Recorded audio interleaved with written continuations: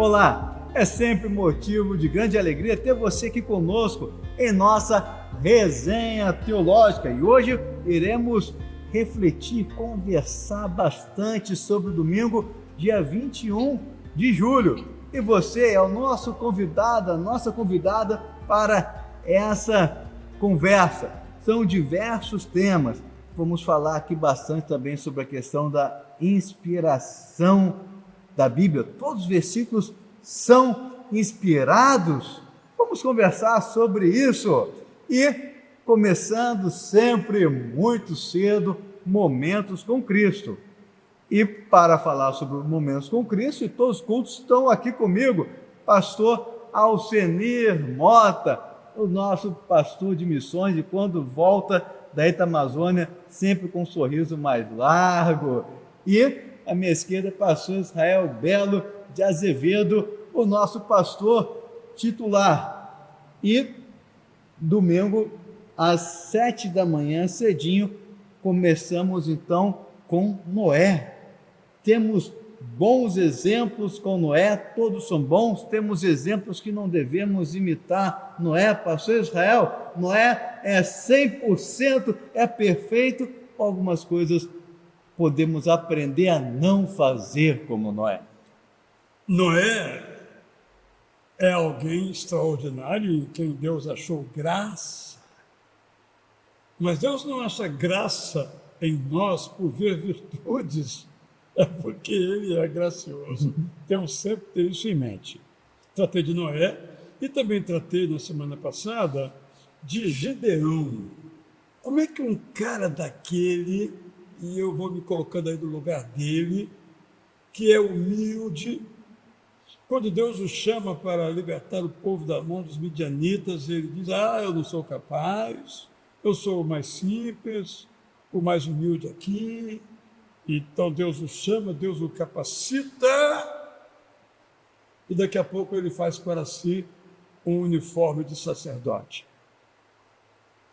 Detém o poder político, o poder militar e agora também o poder religioso. E ele acaba com a sua vida por causa da vaidade. Então, por isso que eu estou destacando, primeiramente, alguns exemplos a não imitar. E depois vou tratar de alguns exemplos a imitar. Não que essas pessoas fossem perfeitas, mas Davi, por exemplo, o homem que refletia a imagem de Deus, também tinha problemas, como nós todos temos. Então, foi essa a ideia.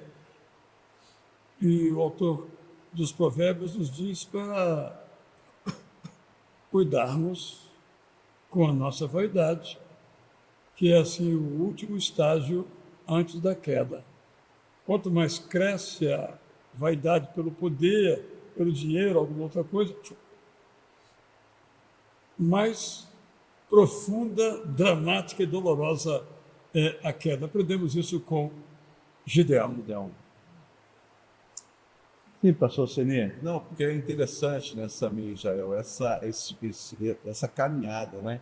Então, quer dizer, o fato de você estar aqui em cima, né, em termos de espiritualidade, não te garante, e você fez essa colocação, né, no domingo de manhã, não te garante que o amanhã você também vai estar aqui. Ou seja, isso só nos mostra e nos adverte da nossa dependência constante de Deus, né? E Israel, e você conhece, né, não somente na história de Gideão, mas na história de vários líderes ao longo do cristianismo que acabaram, né, também incorrendo neste erro, né? Começam humildes, dependentes de Deus, vão crescendo, a fama, né, a agenda fica lotada durante 1, 2, 3, 4 anos e essas pessoas, de repente, né, acabam, né, caindo. Então, fica a lição. E alguns, Alcenir, não se tem uma história de restauração. Alguns acabam na queda, mas outros são restaurados, né? Pedro, por exemplo, caiu, mas foi restaurado. Então, eu penso que a gente sempre tem que mostrar possibilidades de restauração. É isso que Deus faz conosco. E nos cultos pela manhã, o senhor continuou falando sobre os amigos de Jó. Culto das 9. Das nove. E o título foi Não Soframos por Causa de Zofar. Qual a influência ali na vida de Jó? O que Zofar ali fez para o Israel? Ele trazia uma marca muito grande de um legalismo, né? Na verdade, não é, Alcenir, você, nosso participante aqui, os 3 discursos de Elifaz, Bildade e Zofar, que são, na ordem, os 3 discursos que aparecem, condenando Jó, todos batem uma mesma tecla. Entre essas teclas estão a teologia da prosperidade. Deus abençoa os justos e maltrata e castiga os injustos. Ora, a realidade não é essa. Há pessoas ímpias que morrem cheias de fama e de dinheiro. O seu interior não temos como verificar, a menos que ele diga. Segundo, todo Zofar bate na mesma tecla. Todo sofrimento humano advém dos nossos pecados e Deus nos castiga por causa dos nossos pecados, fazendo-nos sofrer. Basicamente, essas ideias. E aí ele impõe a Jó uma demanda. Confesse os seus pecados. Mas como é que Jó iria confessar os pecados que não tinha? Há muitos anos fui numa reunião e tinha uma menininha lá de uns 4, 5 anos orando em voz alta, confessando os seus pecados. Que pecado tem um menino de 4, 5 anos? Que não tem consciência do que é certo e do que é errado. Mas o meio a levava a orar como os adultos oravam naquele sentido. E aí, eu tenho essa preocupação. Há muitos anos, na jornada de leitura da Bíblia, eu disse algo. E de imediato a pessoa saiu da leitura, nunca mais voltou. E que é o problema que nós temos que enfrentar, que eu sei que causa brotueja, até usei essa expressão. Essa expressão brotueja, não sei se o senhor sabe o que é brotueja, uma chocadinha aqui, né? Um vermelhão aqui e tal. Quem usava essa expressão era o pastor Reis Pereira, nosso professor do Seminário do Sul, diretor do Jornal Batista, um homem totalmente voltado para a obra missionária, grandemente responsável por essa visão missionária dos batistas brasileiros. Ele dizia, isso me causa brotueja, né, no sentido, hoje isso não desce, né? Não desce. Que é como vamos lidar com algumas falas na Bíblia. Como lidar, por exemplo, com falas de Satanás, quando ele tenta Jesus. Sim. Como lidar com as falas de alguns falsos profetas, claramente falsos profetas. Nós temos no livro de Jeremias, nós temos isso em Isaías também. E como lidar com as falas desses falsos amigos, ou amigos que se perverteram de Jó. O que eles dizem é inspirado por Deus? Essa foi a minha ênfase, causadora de eventuais brotuejas. Né? A Bíblia é toda inspirada. Todos os versículos bíblicos são inspirados por Deus. Todos os versículos bíblicos foram colocados na Bíblia para a nossa inspiração. Inspiração positiva, inspiração negativa. Vamos chamar assim. Qual é o problema? É a palavra inspiração. Né? E aí, como é que se deu a inspiração da Bíblia? Aí temos uma história aí de 2 milênios. Quando você lê o apóstolo Paulo, ele citando o Antigo Testamento, ele o faz, não literalmente, ele já cita de um modo que eu chamo de paráfrase. Ele não cita literalmente. Embora citando a versão chamada Septuaginta, ele não cita literalmente. uma maneira de lidar com esse assunto. Os fariseus, a quem devemos positivamente algumas coisas, os fariseus, eles mostraram o valor da palavra. Então, havia vamos chamar, um grande pensamento teológico ao tempo de Jesus, e os fariseus diziam o seguinte: só o que está escrito na Torá, as palavras da Torá ou no Antigo Testamento equivalem. As outras, que são de outras fontes, não valem, só essa. Temos que nos ater ao que está escrito, por exemplo.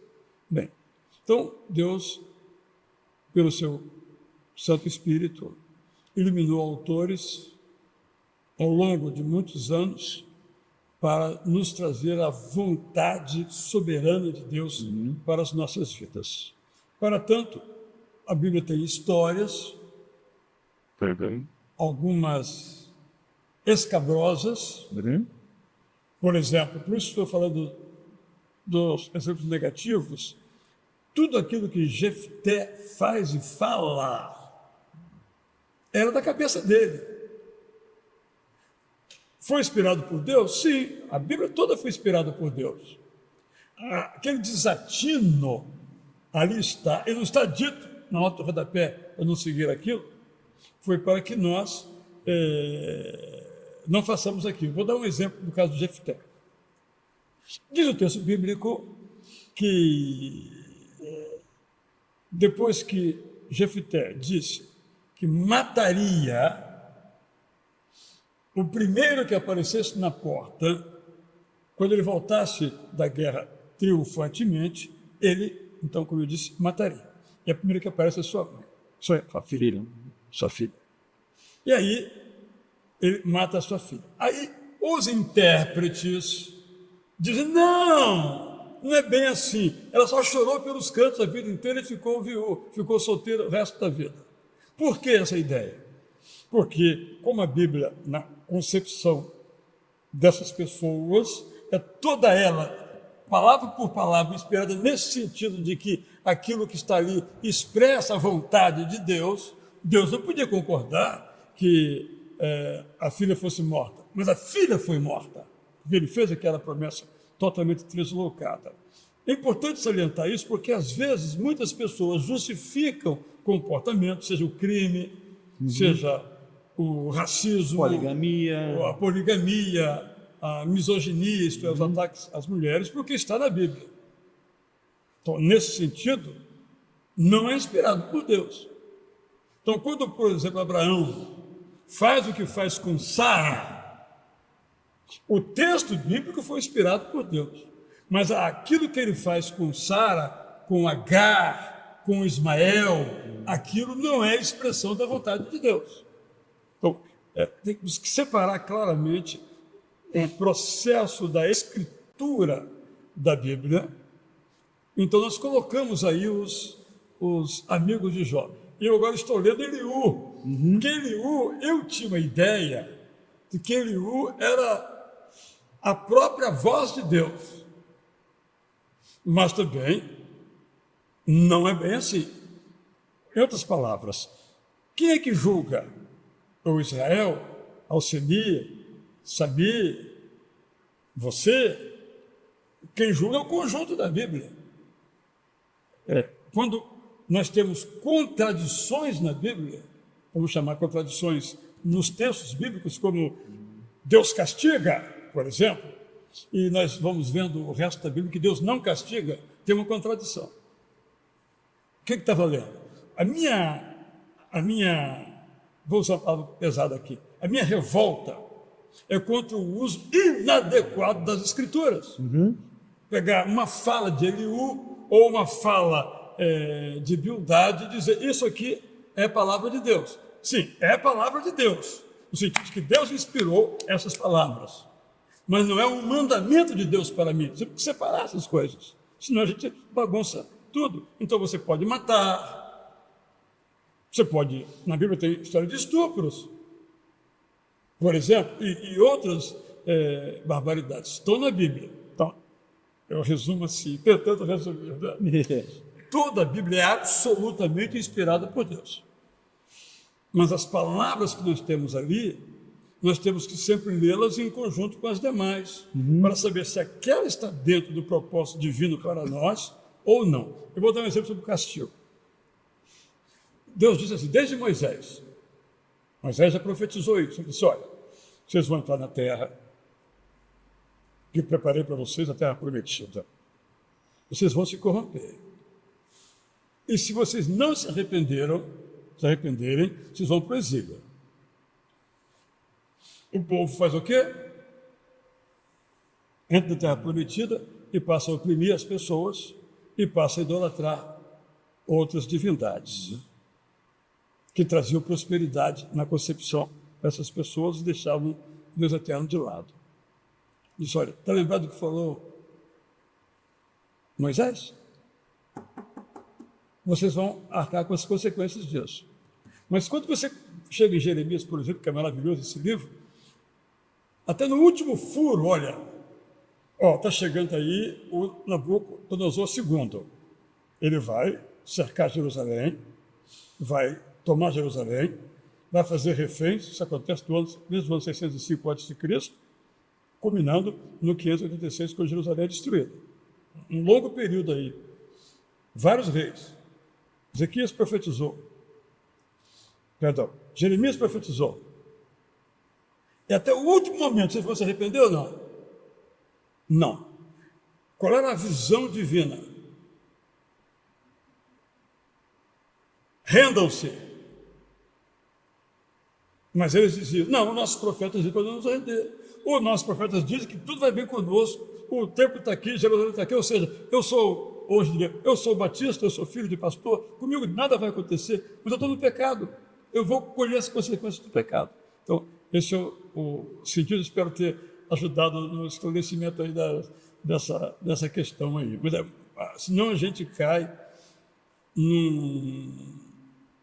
numa idolatria do texto bíblico. Não, nós não adoramos o texto bíblico, mas adoramos o Deus do texto bíblico, que é o Deus de graça, amor, compaixão, e coloca alvos elevados para nós. Por que ele coloca alvos elevados para nós? Porque nós podemos voar mais alto em todas as áreas da vida, inclusive espiritualmente. Vamos às brotoejas. Vamos às brotoejas, porque é interessante que quem está aqui conosco não nos vê chegando, conversando. Então, esse assunto nós já chegamos aqui conversando antes de ligarmos aqui a câmera. Então, a gente já estava aqui conversando bastante. É maravilhoso como a Bíblia e as mensagens do domingo, como mexe, isso é importante para as nossas vidas. Nós chegamos conversando a respeito disso. Mas o que querido pastor Alcenir Mota tem para nos falar? Não. Esteja à vontade. Eu acho que agora, com a fala do pastor Israel, a gente conseguiu aí entender. A única dificuldade, e eu não sei se ele, assim, e aqui com toda a humildade, a fala de que existem versículos bíblicos que não são inspirados, isso é que me deixou com brotoeja do cucuruco até a sola do pé. Porque eu imagino o meu irmão, a minha irmã lá em casa, você que nos acompanha pelo YouTube, muitos aqui presentes no tempo, dizendo, bom, se o pastor Jael está dizendo que existem versículos que não são inspirados, então a Bíblia não é toda inspirada, é uma consequência lógica. Se existem versículos que não são inspirados, então a Bíblia toda não é inspirada. Existem algumas partes da Bíblia que não foram inspiradas. Então, essa palavra inspirado é que causa o incômodo. Ok, então, vamos afirmar. Toda a Bíblia, diz Paulo a Timóteo, é inspirada por Deus. Toda a Bíblia. Vamos separar essa palavra inspirado aí como usar um outro sinônimo, no lugar de usar inspirado, talvez, no caso dos amigos de Jó, que não são expressão da vontade de Deus.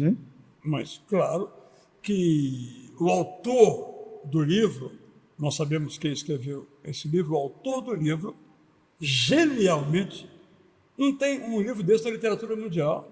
Só tem uma explicação, a inspiração divina.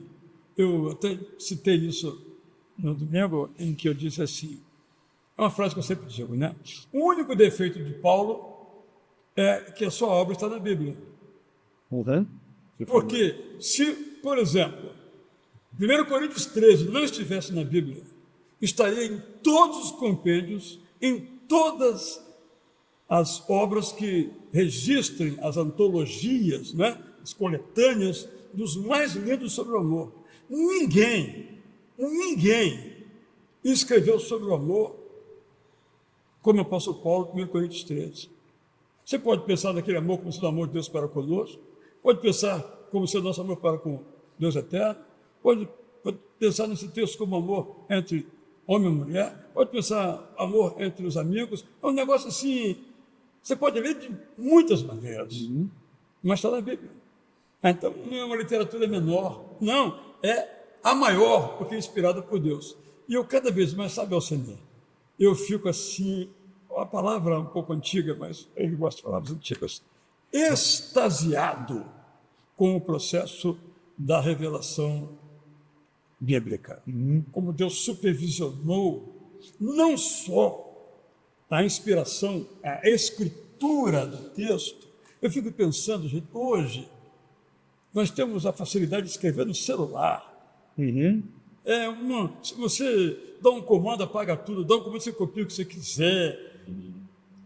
Imagina naquela época em que, na melhor das hipóteses, no Novo Testamento, o autor ditava o texto e um secretário ia registrando com um tinteiro aqui, o que nós chamamos de caneta, mas que não é uma caneta, é um pedaço de ferro pontiagudo, né? um estilete, seria a minha definição hoje. Ele vai escrevendo as palavras. Para aí, Paulo, para aí que não tem tempo não, rapaz. E não... Só que eles estão muito além de nós no conteúdo, porque inspirados especialmente, exclusivamente, a Bíblia é o único livro inspirado por Deus. O que você escreve é iluminado por Deus. Até podemos usar com liberdade a palavra inspirado, mas não é aquela teo-inspiração ou a plena inspiração, como nós lemos no apóstolo Paulo. Mas também creio, eu estava dizendo isso, que até a preservação do texto bíblico foi algo inspirado, no sentido de foi uma providência divina. E eu fico encantado, você descobre versões, às vezes, ou cópias, né? Cada vez mais antigas, e todas ao longo, você tem manuscritos usados até hoje no século XIV, que foram descobertos no século XIV, depois de Cristo, você tem manuscritos dos anos 100, 150, antes de Cristo, e todos dizem a mesma coisa. É impossível, é só mesmo a providência divina, chamamos isso de inspiração. Agora, nós precisamos tomar muito cuidado, essa é a minha bronca, de a gente pegar um versículo, esquece esse de Jó, de qualquer outro, um versículo, né? E aí derivar uma teologia. Tem até uma piada a esse respeito, né? Dizem que a pessoa gostava da chamada teologia do dedo indicador, onde o meu dedo apontava, vou ler, Deus me falando. Aí ele apontou lá e leu Judas, né? Judas pegou e se suicidou. Opa, isso aqui não é para mim, não. Aí ele abriu de novo. Vai tu e faz o mesmo. Claro, eu só estou... É uma brincadeira, mas tem gente que lê a Bíblia assim. E aí, mas o meu problema é que quem lê a Bíblia assim perde a riqueza, a maravilhosidade do texto bíblico. Essa é a minha bronca. Eu me lembro quando nós começamos a fazer jornada bíblica aqui na igreja, não sei se foi no ano de 2009, 2010, eu lembro que eu estava saindo do seminário e que o senhor falava muito a questão que nem todo texto é normativo. Isso para mim foi me trazendo clareza sobre muitas coisas. Eu poderia trazer um pouquinho, acho que pode ajudar a nossa compreensão essa questão de nem todo texto é normativo. Eu aprendi isso com o John Stott. Num dos seus livros, ele fala sobre isso e a partir de desenvolvi essas categorias. Então, nós temos o texto normativo ou prescritivo, que diga, entrega os teus caminhos ao Deus eterno, confia nele e ele vai agir em sua vida, a tua vida, bem. Ok? Normativo. Todo aquele que crê, seja batizado. É normativo. Né? Confie que eu estou com você até o fim dos seus dias. É normativo. E você tem textos que são descritivos. Eu gosto muito de um autor chamado Robert Alter. Ele é um especialista na Bíblia hebraica. Ele me ensinou o seguinte. O problema da Bíblia é que às vezes tem textos lá e depois não tem a nota de rodapé. No texto a Bíblia diz, olha, isso aqui não está. Então você tem aquela história. Você pega a história de Judá. Né? Judá, o filho de Jacó. Ele faz coisas horríveis. Mas não tem uma notinha de rodapé.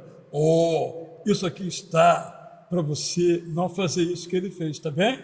Que essa é a tendência humana por causa do pecado. Não tem nota de rodapé. Porque a Bíblia toda se explica a si mesma. Mas para a Bíblia toda se explicar a si mesma, eu tenho que ler a Bíblia toda, e não um pedacinho que me interessa, seja por que razão for. Aí você sabe que tem uma tragédia em que os cristãos têm esse débito. Uma tragédia. Uns malucos interpretaram a maldição de Noé a Canaã como sendo a maldição da negritude, que os africanos são descendentes de Canaã, não sei de onde inventaram isso, por isso eles são amaldiçoados e por isso sempre terão que ser escravos dos brancos. Isso foi dito ao longo de muitos anos, uns 400 anos, nos Estados Unidos, justificando a escravidão, justificando não mandar crianças pretas para as escolas, tudo usado. Nada a ver com a Bíblia, nada! Mas as pessoas não conhecem a Bíblia. Se fala que a Bíblia diz, então a Bíblia diz. O sinal de Caim, o sinal de Canaã, sinal é preto, né? Como? Impossível para as pessoas fazerem isso. Então essa é a minha revolta em pessoas fazerem textos que eu não quis dizer. A segunda coisa são os textos comentários prescritivos. Aí nós temos sempre a percepção de que muitos textos são exemplificativos. Então, Juízes. Ler Juízes não é fácil. Mas, por isso que na jornada nós colocamos Romanos antes. O que o Romanos diz? Todos nós somos pecadores. Então, agora eu posso ler Juízes. Que eu vou ver o quê? Ali é o jornal, antigamente, né? O jornal que sai sangue. Agora é os telejornais das 4, 5 da tarde, né? Só crime, né? Mas o que o ser humano sem Deus faz? Livro de Juízes. Foi inspirado por Deus para nos dizer isso. Mas não quer dizer que os atos daquelas pessoas lá sejam atos que Deus aprova. Pelo contrário, claramente ele reprova. Mas não tem em Juízes uma expressão, exceto uma, eles faziam o que queriam. Só isso. Mas não tem de, olha, não faça como Jefté, não faça como fulano, não faça como Beltrano, não faça... Mas quando você lê o conjunto da Bíblia, é o caso da poligamia. Sim. Então, não há no Antigo Testamento nenhum texto que diga assim, olha, não seja polígamo. Mas o Novo Testamento diz, então vamos juntar. Porque se eu olho para ali os patriarcas, eu vejo a poligamia ali. Então, mas não é uma norma. Ele está descrevendo, então, as histórias, como eles viviam, como era a cultura, mas o Novo Testamento, a Bíblia toda vai me falar que isso não é algo para eu fazer. E quando alguém está fora de Deus, ele é polígamo. O que eu vejo nos dias de hoje? Tem um cara, chamado mais rico do mundo, que tem 8 filhos, com diferentes mulheres. Qual é o grande problema da poligamia? O maior problema é que os pais são ausentes na vida dos filhos. Eles vão na casa da mulher para fins procriativos. E as mães é que cuidam dos filhos. Mas a natureza humana, o ser humano, precisa de um pai. Você é pai? Não somos pais. Família sabe que precisa de pai. Então, Isaac cresceu sem pai. Ismael cresceu sem pai. Para dar dois exemplos antigos. Nós vemos as consequências até os dias de hoje, de certo modo, podemos pensar. Eu vejo isso de novo em parte da elite mundial. Um grande jogador de futebol, polígamo, filhos de diferentes meses um do outro, porque é o que as pessoas sem Deus fazem. E o Antigo Testamento, parte dele nos mostra na descrição do caminho errado que eles tomam. E para finalizar aqui o culto da manhã, os cultos pela manhã, uma palavra que ele, para mim, muito importante, que o senhor falou, que me chamou muita atenção, marcou, mas eu gostaria de ouvir mais sobre isso. O senhor falou o seguinte: Deus não tem propósito no sofrimento. Deus não tem propósito no sofrimento.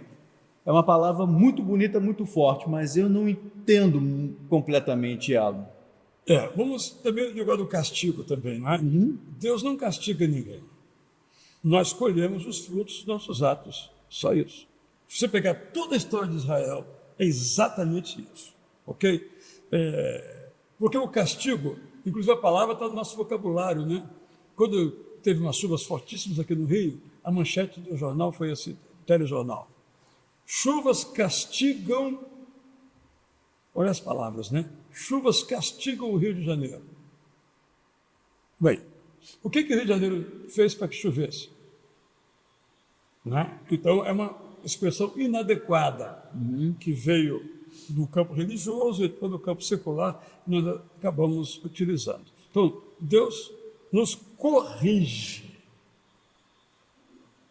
Somente você está errado. E deixa você colher as consequências do seu erro. Por amor. Mas ele não castigou você. Você está sofrendo as consequências do seu erro. Digamos, no seu caso, né? Fumou a vida toda. Agora está com pulmonar. Deus está me castigando? Ele disse: Samir, não fume. Mas comigo não vai acontecer, eu sou poderoso. Samir, não fume, ou qualquer outra coisa. Ele castigou você?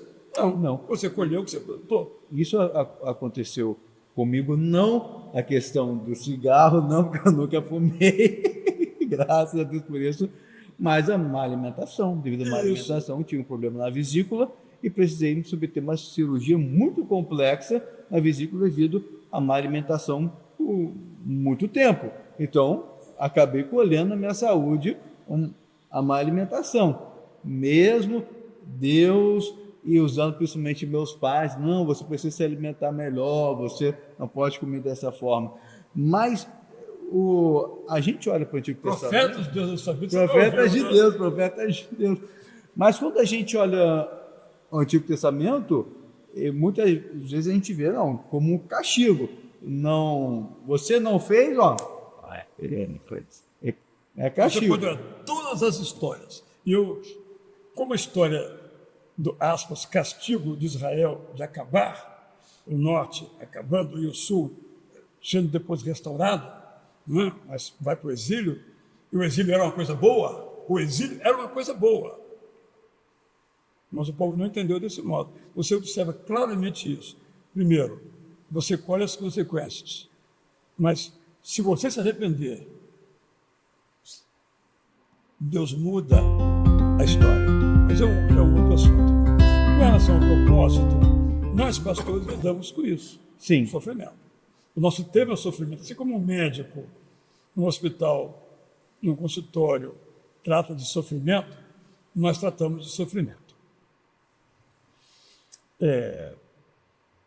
Nesse dia em que eu falei essa coisa sobre Deus não castiga, eu estava no comecinho do culto, sentado ali, olhei para trás e vi uma irmã. E eu vi claramente que tinha um hematoma aqui no rosto dela. Bem vivo, bem forte. Eu fui lá. Me pareceu que ela tivesse tido um acidente e caído. E disse: mas caiu? Não. Quimioterapia, câncer de pele. Está gerando esse desconforto. Mas a médica diz que é assim mesmo. Eu fiquei pensando, quando estava pregando, o que vai na cabeça dela? Entende? Então a gente fala as coisas aqui e a gente não imagina o que está na cabeça da pessoa e como é que ela vai ler isso. Como é que ela vai escutar isso? Foi por isso que eu disse que Deus não castiga. Eu fiz questão de inserir essa fala, que é possível que na cabeça dela, ela veio à igreja e talvez com sentimentos, não sei quais, não conversei com ela a seu respeito, com sentimentos do tipo, o que eu fiz para que Deus fizesse isso comigo, né? Sim. Eu quero aproveitar e fazer um parênteses aqui, trazendo uma história pessoal que o senhor estava comigo nesse tempo da minha vida, um momento de muito, muito, muito sofrimento. Um dia eu estava no seu gabinete chorando, lhe abracei e perguntei, o que Deus quer com isso? O que Deus quer com isso? O que Deus... Daí o senhor falou, nada. Porque eu queria entender o sofrimento e até a gente acaba, às vezes, caindo no erro, mas eu sou pastor, mas eu tenho que caminhar direitinho, o que Deus quer com isso? E o senhor falou assim, não, nada, é o sofrimento, nós sofremos, Samir. Então, foi um momento importante, foi muito mais importante para mim o seu abraço e estar chorando, e o senhor junto comigo ali no momento de sofrimento, mas nós queremos entender o porquê nós estamos sofrendo. É isso aí. Então, uma das explicações um dos grandes autores sobre esse assunto chama-se Eli Stanley Jones. O livro dele se chama Cristo e o Sofrimento Humano. E ele desenvolve a tese de que o sofrimento é didático. C.S. Lewis tem uma frase famosa em que ele diz que o sofrimento é o megafone de Deus. Eu não concordo com essas perspectivas. Imagina que você tem um filho e você quer ensinar o seu filho a cuidar da sua saúde. E aí você vê que ele está colocando a mão no fogão aceso. Aí você, por amor, deixa o seu filho colocar a mão no fogo aceso para ele aprender que não deve colocar a mão no fogo aceso. Não faz o menor sentido. Então, o sofrimento não tem propósito.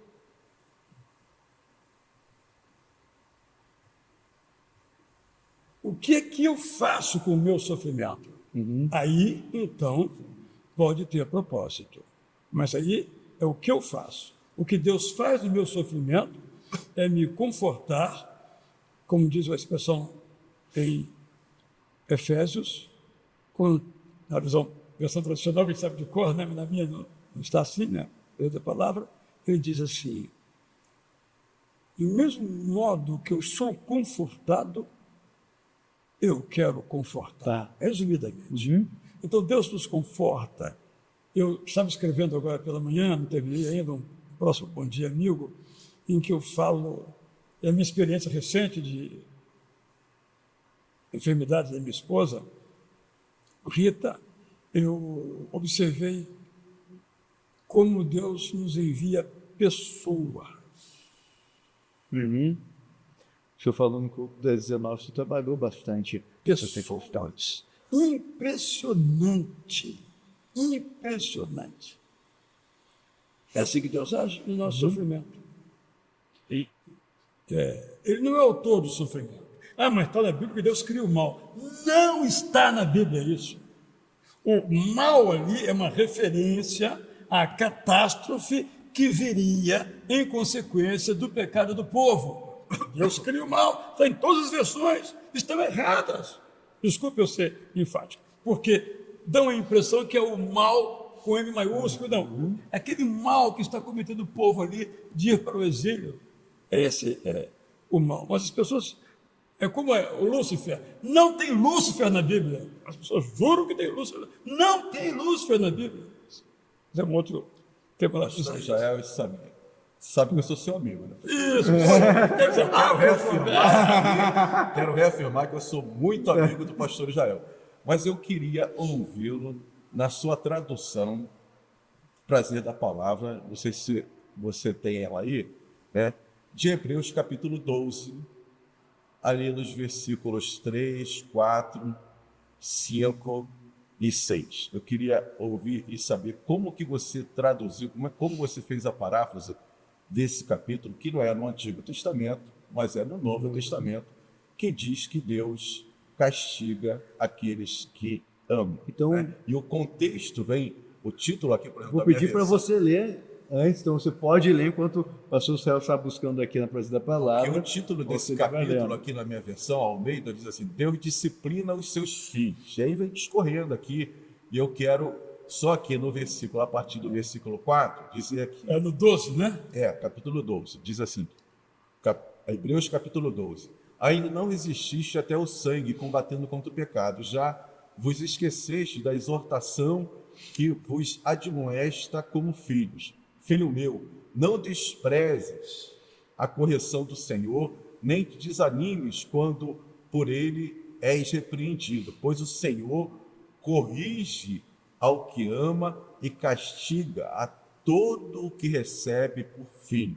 Então, pastor Jael, aqui, eu entendi e eu concordo plenamente com você. Só que eu fico, eu sou um leitor da Bíblia e sou estimulado pelo pastor Jael. Aí ele está falando que Deus não castiga. Mas eu estou lendo aqui na minha Bíblia que Deus castiga os seus Você filhos. não leu nenhuma vez a palavra castiga, você leu na sua versão? Tem. Versículo 6. Tem o Sim, 6, versículo 6, de Pois o novo. Senhor corrige ao que ama e castiga. E castiga. todo que recebe como filho. Ok, corrige Então, é castigo. Então, aí como que eu, como discípulo do pastor Israel, o que sou estimulado a ler a Bíblia, agora ouço ele falar que Deus não castiga, mas aqui, na Bíblia que eu estou lendo, está dizendo que castiga. Então eu queria ouvir... Deixa eu fazer um preâmbulo aqui. Eu comecei a preparar uma série de mensagens no culto da noite, uma mensagem, mas eram 5 situações sobre o sofrimento na Bíblia. E uma era Paulo, espinho na carne, né? E eu não falei porque não havia mais tempo, eu fiquei pensando, usando aqui um autor, épocas na vida de Paulo. É outro contexto que ele está usando, um livro maravilhoso, A.T. Robertson. Infelizmente esgotado, mas está disponível em versão digital em várias plataformas, inclusive uma que eu editei. Épocas na vida de Paulo, Robertson. E eu estava pensando sobre essas épocas na vida de Paulo. Que se teve alguém que sofreu, foi Paulo. Né? Sofreu por quê? Por pregar o Evangelho. Não tem nenhuma dura que Deus dê a Paulo por ter errado, só por ter pregado o Evangelho.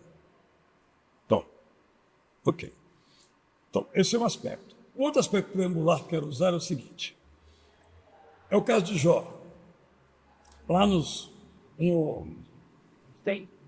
prelúdio de Jó, quando tem aquele diálogo entre Satanás e Deus. Olha aí, está vendo? Então, o cuidado que nós temos que tomar é não fazer de alguma exceção uma regra. Então, esse é um cuidado. No caso de Paulo, por exemplo, foi o mensageiro de Satanás para profetizar que Deus me mandou. Não é? Então, isso pode acontecer? Pode, mas é uma exceção, não é a regra. A regra do apóstolo Paulo é que ele apoiou o pregar o Evangelho. Em algum momento ele não sabia explicar, ele recebeu o espinho na carne. E ele interpretou como um modo que Deus estava usando para o corrigir. Bom, então, essa é a minha teologia a respeito do assunto, mas então vamos também ler aqui como foi solicitado. Né? Ok? Muito obrigado pela oportunidade. Começo do versículo 4 até o 11, né? Nossa luta contra o pecado ainda não terminou. precisamos vigiar. Como filhos de Deus, devemos estar atentos ao que Ele nos ensina. Provérbios 3, 11 a 12. Quando Deus Eterno corrigir você, não fique chateado. O Deus Eterno corrige os que ama, como fazem os pais com os filhos de quem tanto gostam. Ou, afinal, os pais que não corrigem os seus filhos não gostam deles, mas os que amam as suas crianças desde cedo as disciplinam. Se não estamos sendo corrigidos, é porque não estamos nos comportando como filhos legítimos de Deus. Quando éramos crianças, nossos pais nos corrigiam e nós lhes obedecíamos. Quanto mais obedientes formos ao nosso Pai Eterno, com mais qualidade viveremos. Nossos pais nos corrigiam em nossa infância segundo o que tinham aprendido. O Deus Eterno nos corrige de modo perfeito para o nosso bem, para que vivamos de modo santo, seguindo o exemplo dele. Muitas vezes, não nos alegramos com a disciplina exercida por Deus sobre nós. No primeiro momento, até ficamos tristes. No entanto, quando atendemos à disciplina divina, colhemos muitos benefícios para nossas vidas no caminho da integridade. Então, a palavra, eu teria que verificar qual é a palavra usada nos originais hebraico e grego para corrigir e disciplinar, mas o que me parece são sinônimas. Só uma maneira poética de fazer, a maneira de fazer poesia, não é? Então, a ideia de castigo, quando nós lemos o conjunto da Bíblia, não prospera, não subsiste. Mas a versão diz castiga. Mas castiga em que sentido? Castiga como, de novo, o pai que deixa o filho se arrebentar para ele aprender, sofrer para ele aprender? Ou é o próprio filho que vai colher as consequências do seu erro, como não comer, no meu caso, comer rápido demais. Meus pais diziam, vou devagar. Eu também tenho refluxo, porque eu agora pago o pato. Mas foi Deus que me castigou? Não, porque esse é um ponto importante, sabe, Alcine? O William Douglas tem um livro muito bacana, talvez você encontre mais ainda, O Poder dos 10 Mandamentos. Eu amei esse livro. Ele fala assim, se você acreditar nos 10 mandamentos, eles funcionam. Se você não acreditar nos 10 mandamentos, eles funcionam. Então, basicamente, essa é a questão, ou seja, nós vamos escolher o que plantamos. Mas aqui eu tenho que dizer uma coisa, nem sempre. Porque a graça de Deus intervém e não permite, às vezes, que nós escolhamos as consequências dos nossos atos. É a graça de Deus. É graça de Deus. Eu estou dirigindo em alta velocidade. O que eu vou colher? No mínimo, uma multa. Para não pensar em coisa diferente. Aí e nada me aconteceu. Poderia ter acontecido. Mas Deus não permitiu que acontecesse. E a grande pergunta é, por que Ele permite aqui e não permite ali? Aí, só Ele sabe. Só Ele sabe. Então, Ele permite que às vezes nós escolhamos e às vezes impede que nós escolhamos. O Léo Kleber diz o seguinte, A não gera B. Geralmente, A gera B. Causa e efeito. Mas às vezes Deus suspende, chama-se milagre, o B, do A que nós fizemos. E eu vejo essa questão do castigo, a palavra, por isso eu prefiro muito mais a correção, porque eu me lembro quando meus pais me corrigiam, quando eu era menino e fazia alguma bagunça, poucas, mas fazia algumas bagunças. Até um castigo. Tipo, você hoje não vai ver televisão? Não isso, vai ver. Isso é a questão do castigo. É castigo isso? É uma expressão, mas não é castigo. E lá em casa era a cadeirinha de pensar, né? Era a cadeirinha de pensar. Eu já estou preparando a cadeirinha da Emanuela, logo ela já está precisando de uma cadeirinha de pensar. E para mim era um castigo, estou sendo castigado. Hoje eu vejo que como essa correção dos meus pais foram fundamentais para a pessoa que eu sou hoje. Então, quando Deus ele nos corrige, é para o nosso bem, é para o nosso melhor. Mas é o seguinte, toda a Bíblia foi escrita para nos corrigir. Uhum. Não é? Eu não preciso que Deus diga isso. Você está errado. Já está escrito. Mas às vezes não vê. Aí às vezes não ouve. Falta de dependência, palavra querida do Alcine por toda razão. Falta comunhão, amizade, conexão, né? Já caminhando então para o final da nossa resenha, nós não tivemos o culto do conhecimento, porque nós tivemos um culto de agradecimento pela vida da irmã Ana Ruther, e também eu creio que é importante a gente falar que nessa semana nós perdemos 2 gigantes aqui da nossa igreja. Não perdemos, né? Fomos transferidos para o lar celeste, para a morada definitiva.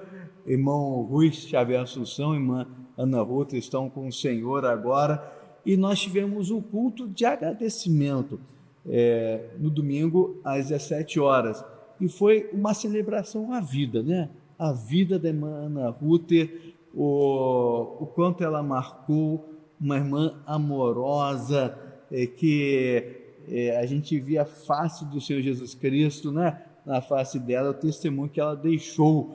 Por isso nós não tivemos o culto do conhecimento, e por isso que nesse próximo domingo, se Deus quiser, nós teremos então a parte 4, a última parte sobre a doutrina da predestinação.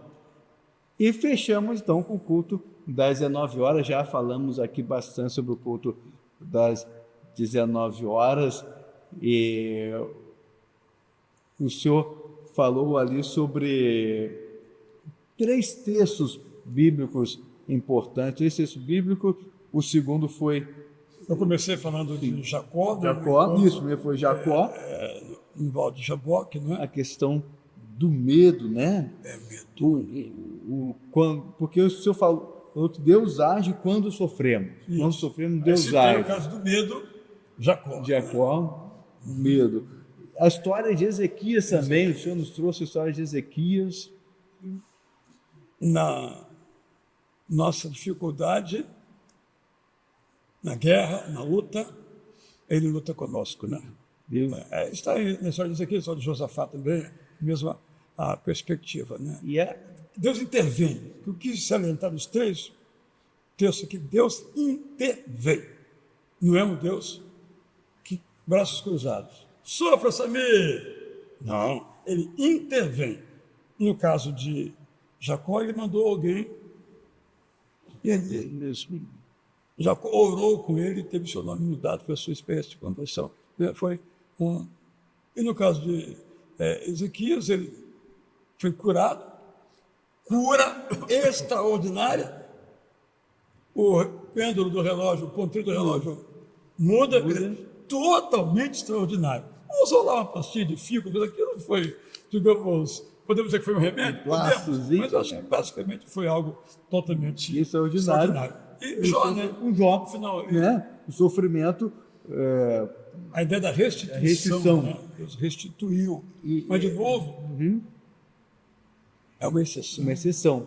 O senhor falou isso, nem sempre que Deus restituiu, mas nem sempre.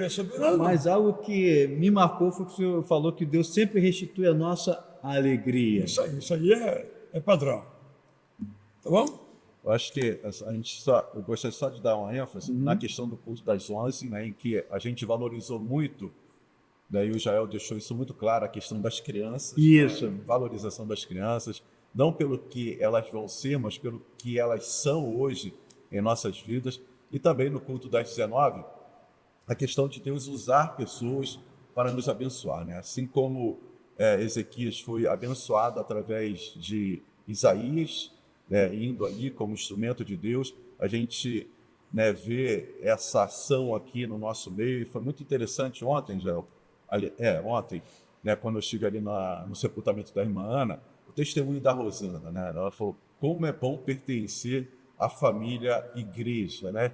Porque ela se sentiu completamente amparada num momento muito difícil. Ela estava longe do Rio de Janeiro, mas os irmãos se mobilizaram e ela ficou só ali, né, vendo as coisas acontecerem, as providências sendo tomadas. Então ela teve essa palavra de gratidão que vem justamente ao encontro desse momento, dessa fala, né, que realmente Deus nos usa e coloca pessoas em nossas vidas para nos abençoar. Então foi um domingo realmente muito abençoador, num total, e quero também aqui só salientar, né, tanto na questão do culto de agradecimento pelo irmão Rui, quanto no da irmã Ana, essa certeza da eternidade. Sabe?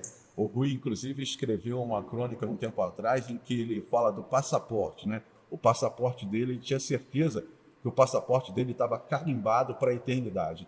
E também, aqui no momento em que a gente esteve nesse culto de gratidão pela irmã Ana, o que conforta os nossos corações é essa certeza de que a irmã Ana, assim como eu espero ser também a sua certeza, meu irmão, minha irmã, a nossa certeza de que ao fecharmos os nossos olhos aqui neste mundo, nós temos já um destino certo, que é a Nova Jerusalém, que é uma eternidade com o nosso Senhor, com o nosso Criador. Amém. Este é o nosso patrimônio. Essa é a nossa prosperidade. Essa é a nossa riqueza. Amém. A certeza da vida eterna. Amém. E que Deus abençoe a sua vida, que Deus abençoe a sua família. Até a próxima. Se Deus quiser.